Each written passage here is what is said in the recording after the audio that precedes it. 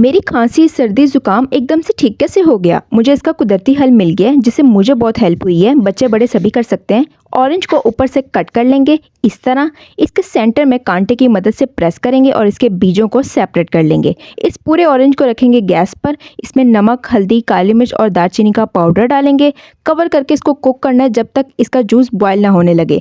फिर इसे चूल्हे पर से उतार लेंगे, इसे ठंडा करेंगे, इसमें हनी मिलाएंगे। हर 2-3 घंटे बाद आप इसका 1 चाय का चम्मच ज़रूर लें। ये एक्चुअली में काम करता है। रेसिपी पसंद आए तो लाइक कर दीजिएगा।